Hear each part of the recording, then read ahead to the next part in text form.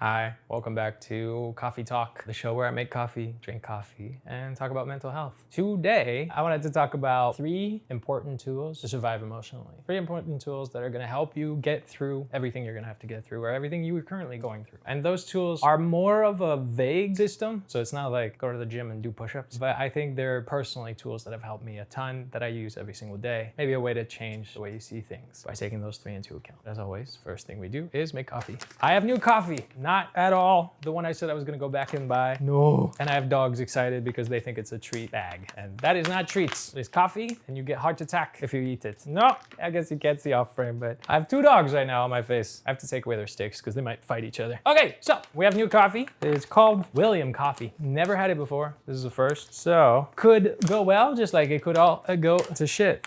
Who knows? Because it's the first Smells good. It's a dark roast, round, smoky, nutty. Smells good. That's promising. Let's go with a 17.5. Oh, I have a perfect 17. Listen, I don't spit on perfect numbers. Perfect 17 is good for me. Smooth with it. So smooth with it. Ow, I pinched my finger. I'll pinch my fingers.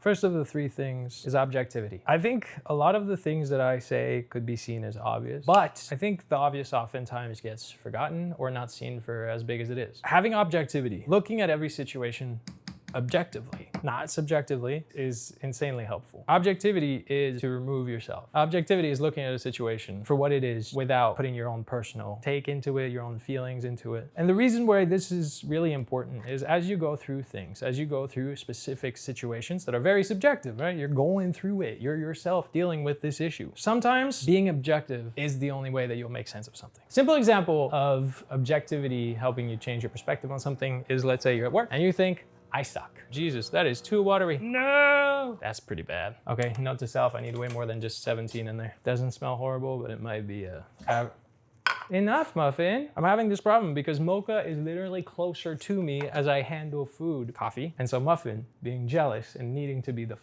closest one to any potential food, she's been throwing fits like that. If you hear any noise in the background, it's just dogs. Dogs being dogs. Mocha's staring at a fruit fly on the wall. Yikes. The example I was giving about I just did use objectivity just now. Okay, the example I was giving is you're at work and you think you suck. I fucked up this thing. I'm bad, I suck. I'm the worst employee here. Well, that's subjective. That's your feelings of failure added to what actually happened to the task, which is, well, okay, maybe you didn't succeed, right? If you're subjective, you failed, you suck, you're the worst, they should fire you. And the best way to be objective is, well, actually, you're not the worst employee there, are you? I bet you can think of one person at work that you still question how they still have that job. That was my best way to deal with every job I've ever had. It's a bit mean to say, find the idiot and then go, oh, they haven't gotten fired? I'm good. I'm good. Sure, I'm not perfect. I'm not nailing it. I've made mistakes. I keep making new mistakes, but I also perform still much better. And this person hasn't been fired, so I'm good. That's a good way to use objectivity. Yes, you still didn't do your best. You're not the worst. You don't suck. You don't have to become your own enemy and add on top of the fire. You just had your difficulties. So handle that, go through that. And the example I just did now, I tend to be the mean voice towards myself. And in this case, I was being the mean voice about the message coming across or the way I'm saying it. My first thought was, Jesus Christ, this is bullshit. How can they enjoy watching this? And then my second thought,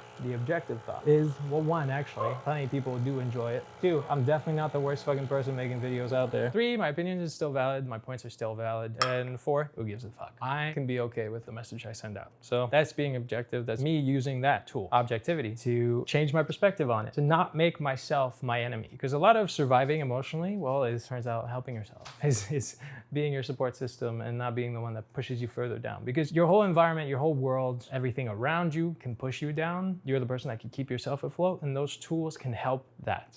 They can help you keep yourself afloat. Because it's easy and very tempting to want to give in to everybody else's feelings, what everybody else is saying and believing. Let's try this coffee.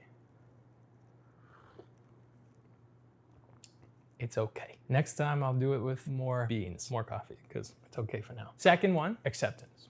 I said some of these might seem obvious, and it's true, but I still think we tend to forget them. We tend to not really lock them in. Acceptance, I mean radical acceptance. Really, objectively looking at something and then accepting it for what it is. Subjectively looking at something will make you not want to accept it because you're subjective about it. You have your own personal judgment jumped into it. So a lot of the times, well, I can't just accept things as they are if I'm being subjective about it because I hate the way things are. I'm hurt by the way things are. The way things are is really not helping me go through something, or worse, is really making it fucking hard, is what I'm fighting against. Of course, accepting that becomes hard. And that's when using objectivity, you can just accept. Well, I'll just accept this. This shit happened. Right now, all I can do is accept it. And with this, I'm not an AA by any means. Serenity prayer is a prayer that's often used during AA meetings. I'll say it without the word God. It can be whatever deity, just like it can be universe.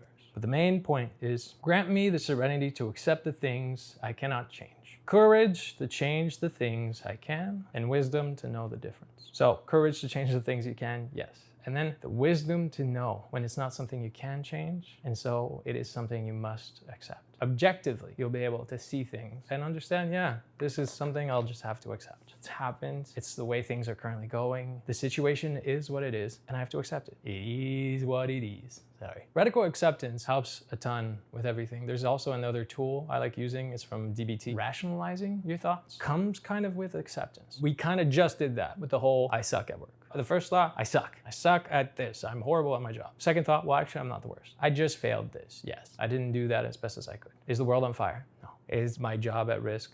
Maybe, but like I said, if someone's worse and they haven't been fired, can I do something about it? Yes. Then do something about it? No. Then accept it. And that in itself is something that you can do with every fucking thing you're going through. I hate the way this is. I hate this thing I'm having to go through. But if I spend all my time hating it, I'm not actually spending my time getting past it, dealing with it, healing from it. The longer I spend with the emotions I have about the thing before I can accept it, that I fight it, that I want to go against it so bad, all that time is time that I'm inflicting more torture on myself. So accepting things is what allows you to then adjust it. I can accept this and know I'm going to change it. It's easier to accept that it happened how it did and know you're going to put in things in motion now to change it, to not do it that way, to do it better, to not go through it that way, to handle it better. Being objective about any situation you're going through and objectively allowing yourself to not be the worst person in that whole thing, and then having the acceptance, accepting it as it is, objectively seeing the situation and going, I accept that the situation is how it is. I accept that this is how I feel about it. Now I can move on from it. I accept how I am. What do I do now?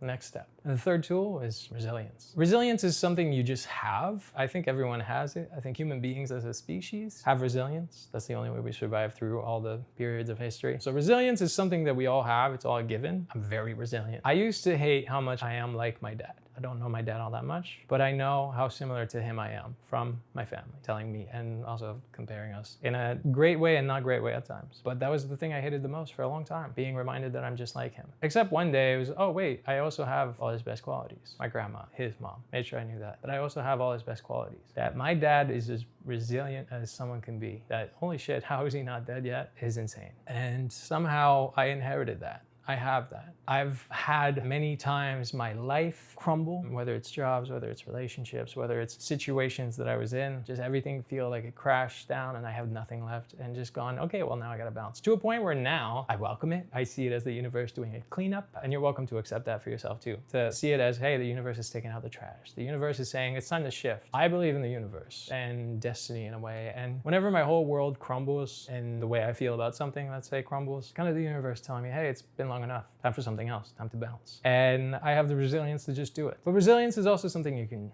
practice by doing just this one thing. Realizing how many times you did bounce. Realizing you're still standing. A lot of people hate when I say that. You might hate it. I say, you're still standing. That means you got through everything you got through. Everything you've been through, you got through. You're here right now. When you're in it, in the thick of it, and it's really bad, you go, yeah, but I don't want to be in it. I don't want to be going through this. I've gone through it so much. Why am I still going through it? All that matters is you got through it. Eventually, you might even get to that point. I think it's a question of time and how many times you go through the hell cycle to eventually get to the point where you just accept it. Look, my hell is my hell. Oh, we're back to point number 2, acceptance. My hell is my hell. I have to bounce back again. Okay, let's do it. But the best way to realize how resilient you are is realize that you're still here after everything you've been through. Wherever you are now, accept it as what it is. You might not be top of your game, but accept it. Objectively notice everything you did to get where you are and accept that you have gotten through everything you got through. And therefore, if you've had all this resilience before, I personally don't think you ran out. And hopefully you also are now realizing that you didn't run out of resilience, that everything you had before isn't gone, and that maybe using these 3 tools, objectivity, acceptance, and that strong resilience that you have, maybe using these 3 can help you get through many more situations ahead. Because that's the thing, accept that more is coming. I'm not just saying this to you saying, and the perfect life is coming and you won't have any issues. I'm saying more is coming your way and you'll be able to get through that too. And the more you do, the easier it'll be. But also the more you do, the harder it'll be. The situations will be bigger, but you can still get through it. Objectivity, acceptance, resilience.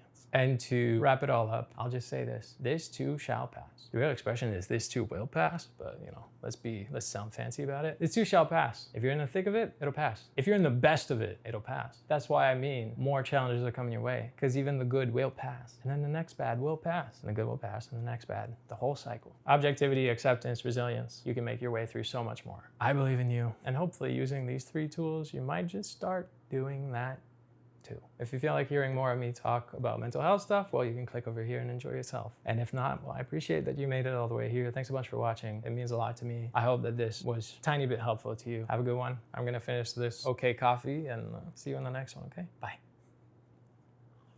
It is okay. It's not bad. That's nice. Bye.